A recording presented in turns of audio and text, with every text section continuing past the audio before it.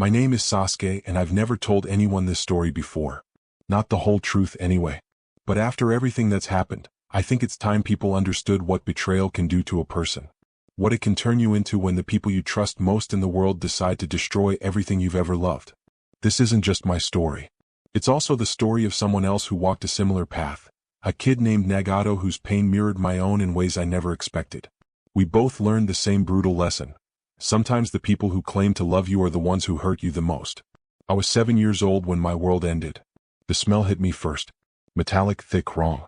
Like pennies left in the rain, but underneath that was something else, something that made my stomach turn.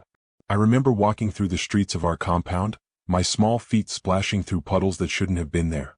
The streetlights cast everything in this sickly orange glow, and shadows danced on the walls like twisted fingers. I kept thinking this had to be some kind of nightmare. It had to be. But nightmares don't smell like blood. They don't have that copper taste that creeps into your mouth when you breathe too hard through your nose. Every house I passed was dark. Not just dark, empty. The kind of empty that screams at you even when there's no sound. Windows gaped like dead eyes, doors hung open like mouths frozen mid-scream. I found them scattered across the ground like broken dolls. My aunts, my uncles, my cousins. All of them staring up at nothing with eyes that would never blink again. Aunt Mikoto, who used to sneak me extra cookies when my mother wasn't looking. Uncle Tekka, who taught me how to skip stones at the pond. My cousin Izumi, who was supposed to start the academy next year. All gone. All silent. My legs were shaking so bad I could barely walk, but I kept moving toward our house. Toward home. Toward the place that was supposed to be safe. The familiar stone path felt foreign under my feet, like I was walking through someone else's memory. The door was hanging open like a mouth frozen in a scream. Inside, the silence was different. Heavier. More final. I found them in the main room, my father Fugaku, who had always seemed so strong, so untouchable, lying sprawled across the floor. My mother Mikoto, who used to sing to me when I had nightmares, her hand still reaching toward the door as if she'd been trying to get to me. They were lying in a pool of their own blood, and I just knew, that everything good in my life had just ended. That's when he appeared. You're too weak. I turned around and saw him standing there. Tachi. My older brother. The person I looked up to more than anyone else in the world. The person I wanted to be like when I grew up. The genius who could do no wrong, who everyone said would surpass even our father someday. He had blood on his hands. Our parents' blood. His clothes were splattered with it, but his face was completely calm. Why? That's all I could manage to say. One word, but it contained everything, all my confusion, all my pain, all my desperate hope that this was some terrible mistake. Maybe he'd found them like this. Maybe he was trying to help. Maybe there was some explanation that would make the world make sense again. His eyes were different. Not the warm brown I remembered, but something else entirely. Red. Like looking at a stranger wearing my brother's face. To test my capacity, he said, like he was discussing the weather. Like he hadn't just murdered our entire family. You weren't even worth killing. Those words hit me harder than any physical blow ever could. This was the brother who used to help me with my shuriken practice. Who taught me how to throw a proper punch. Who promised he'd always protect me. Who would ruffle my hair and tell me I'd be strong someday, maybe even stronger than him. If you want to kill me, he continued, his voice flat and emotionless, hate me. Live your whole life hating me. Get strong enough to make it matter. Then maybe someday you'll be worth my time. What happened next is hard to describe without sounding insane. The world around me started to twist and warp. His eyes, those red eyes, pulled me into something that wasn't quite real but felt more real than anything I'd ever experienced. Time moved like thick syrup, and for what felt like 3 days straight, I was forced to watch it all happen again. The massacre. My parents' deaths. My brother's betrayal. Over and over and over until I thought my mind would snap completely. I watched him kill them from every angle, in slow motion, in fast forward, in perfect crystal clarity. I heard my mother's last words 1,000 times, Sasuke, run. I saw my father's disappointed face as his own son cut him down. I felt their terror, their confusion, their love for me even as they died. When it finally stopped, when the illusion released its grip on my mind, I collapsed. My childhood was gone. Everything innocent about me had been burned away in those endless hours of psychological torture. What was left was simple and pure and terrible. I was going to get strong enough to kill him. That became my entire world. That was my only reason for breathing. But here's the thing about pain, it doesn't just affect you. Somewhere else, in a village where it rained all the time, someone else was going through their own version of hell. His name was Nagato, and his story would eventually intertwine with mine in ways I never could have imagined. Nagato was just a kid too, maybe a year older than me, living in a place called Amigakure where the sky never seemed to stop crying.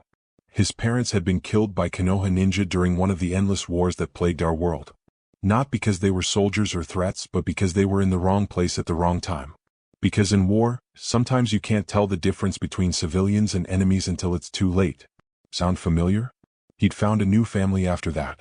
2 other orphans, Konan, a girl with paper blue hair who could fold origami that came to life, and Yahiko, a boy with dreams bigger than the rain-soaked village they called home.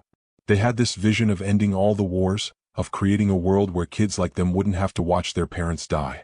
They trained together under a legendary ninja named Jiraiya, grew up together, believed in something better together. Yahiko was everything I wasn't in those days. Where I was consumed with hatred, he was filled with hope. Where I pushed people away, he drew them close. He believed that people could understand each other if they just tried hard enough. That peace was possible if someone was brave enough to reach for it. Then came his betrayal.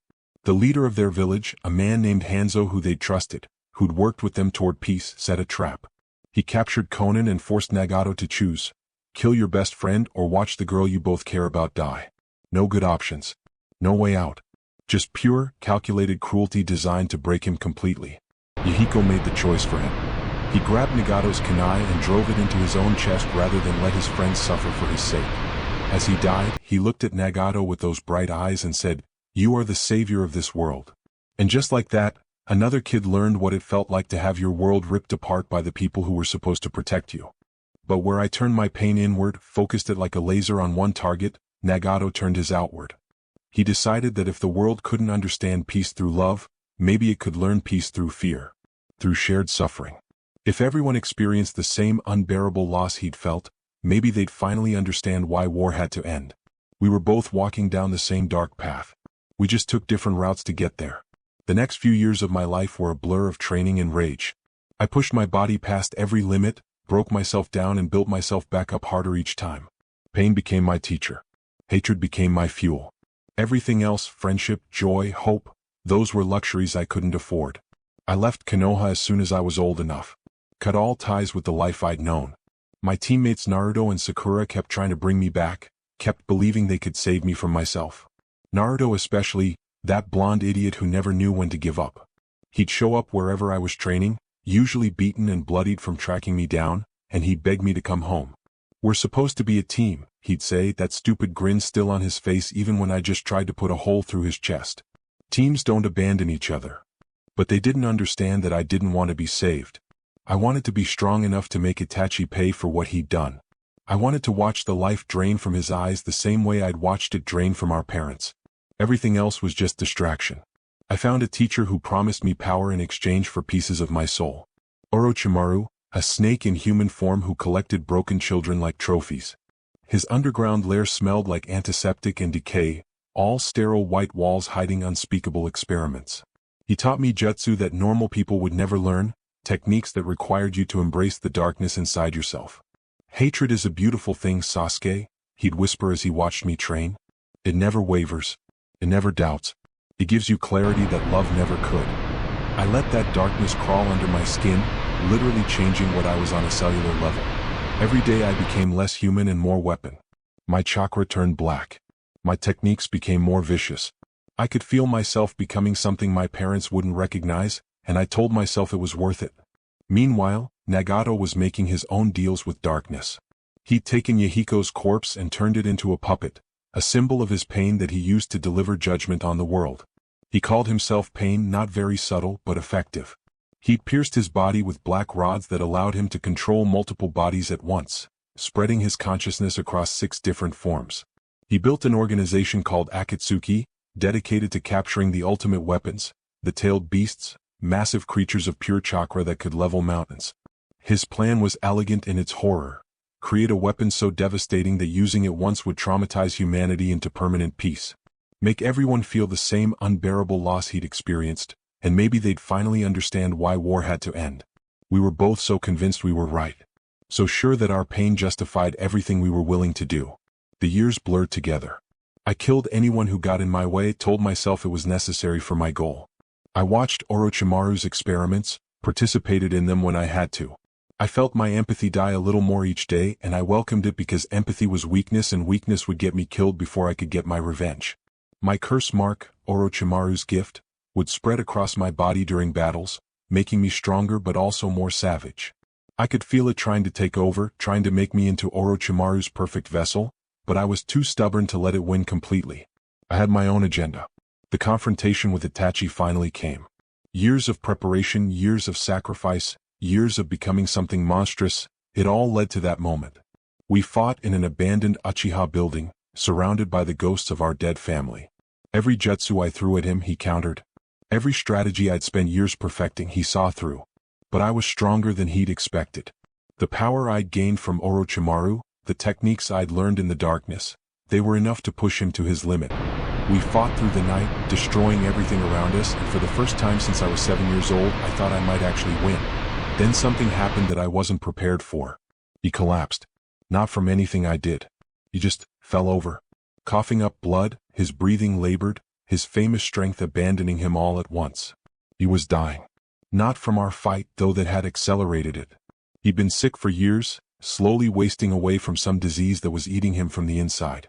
The great enemy I'd built my entire identity around defeating was already defeated. All my hatred, all my rage, all my carefully constructed plans for revenge, they were pointless. But that wasn't even the worst part. As he lay there dying, as the rain started to fall through the holes we'd torn in the roof, he looked at me with those red eyes that had haunted my nightmares for so long. And he smiled. "You've grown strong," he said, and for a moment he sounded like the brother I remembered. "I'm proud of you." That's when he told me the truth. My family hadn't been random victims. The Uchiha clan had been planning a coup, a revolution that would have torn Konoha apart and started a war that would have consumed the entire shinobi world. The village leaders had known about it. They'd been preparing to strike first. Itachi had been given an impossible choice: let them destroy everything or stop them himself. He chose to bear the weight of genocide rather than let innocent people die in the war that would have followed. "I couldn't let you be caught up in it," he whispered, his voice growing weaker. "You were innocent. You deserved a chance to grow up in peace, even if that peace came at my expense." Everything I thought I knew was a lie. The person I'd spent years hating had been trying to protect me. The massacre that defined my life had been an act of love, not betrayal. And the cruelest part? He wanted me to hate him. Had counted on that hatred making me strong enough to survive in a world that would try to break me. Even his final cruel words to me that night had been calculated to give me purpose, to give me something to live for when everything else was gone. "I wanted you to be the hero who killed the villain," he said. "Someone the village could celebrate instead of fear." I held his body as he died, and I felt something inside me shatter in a completely different way. Not the clean break of betrayal, but the messy collapse of everything I'd built my identity around. My purpose was gone. My enemy was gone. My entire reason for existing had just evaporated, leaving me with nothing but the terrible realization of what I'd become. Nagato went through his own reckoning around the same time. After years of bringing pain to the world, years of believing that shared suffering was the only path to peace, he finally encountered someone who refused to hate him for it. That someone was Naruto, my old teammate, the blonde idiot who'd never given up on bringing me home. Pain had just destroyed Konoha, killed thousands of people, torn apart everything Naruto cared about. By every measure of justice, Naruto should have wanted revenge. Should have wanted to make Pain suffer the way he'd made others suffer. But instead of responding with more violence, instead of continuing the cycle, Naruto did something that stopped everyone in their tracks. He tried to understand. "I know what it's like to be alone," Naruto told him, standing in the crater where Konoha used to be. "I know what it's like to hurt so much you can't breathe. But causing more pain isn't the answer. It just creates more people like us." We were both products of betrayal, both shaped by the cruelest kinds of loss. We both learned what it meant to have the people we trusted most turn our worlds into ash. And we both had to choose what to do with that knowledge. For a long time we chose wrong. We let our pain turn us into the very things we hated. We became the betrayers, the destroyers, the sources of other people's trauma. I still wake up sometimes thinking about the people I killed during those dark years, the families I destroyed in pursuit of my revenge. But pain doesn't have to be the end of the story. Betrayal doesn't have to define everything that comes after. I learned that the hard way. Through years of making the wrong choices, hurting innocent people, becoming a monster in pursuit of justice. Through losing myself so completely that I almost forgot there had ever been anything worth saving. The path back wasn't dramatic or simple. There was no moment of perfect clarity, no single revelation that fixed everything. It was just the daily choice to be something better than what my pain had made me. The decision to use my strength to protect instead of destroy. They say that hurt people hurt people. And that's true, I'm living proof of it. But hurt people can also heal people if they choose to. They can use their understanding of pain to prevent others from experiencing it. They can break the cycle instead of perpetuating it. I wish I could say this story has a perfect ending. That all the damage was undone, all the wrongs were righted, all the pain was healed. But that's not how real life works. Some things can't be fixed, only accepted. Some wounds leave permanent scars. What I can say is this: the cycle can be broken. Not through grand gestures or perfect plans, but through individual choices made by broken people who decide to be better than their worst moments. Itachi was trying to save me in the only way he knew how. His methods were wrong, the cost was too high, but his intentions came from love. Yahiko wasn't naive when he believed in peace, he was right, just ahead of his time. Naruto understood something that took me years to figure out: that true strength comes not from the ability to destroy, but from the wisdom to choose not to. I spent most of my life believing that power meant being feared, that strength meant standing alone, that justice meant making people pay for their crimes. I was wrong about all of it. Real power is having the ability to hurt someone and choosing mercy instead. Real strength is letting people in even after you've been betrayed. Real justice is breaking the patterns that create victims in the first place. The dark path from sadness to strength doesn't have to end in darkness. It can end in understanding, in choice, in the decision to be better than what was done to you. That's the lesson I learned too late to save some people, but just in time to save myself. And maybe, if I'm lucky, just in time to save someone else from walking down the same dark path I did. Because at the end of the day, we all get to choose what our pain turns us into. We can let it make us into monsters, or we can let it make us into healers. The choice always is ours to make.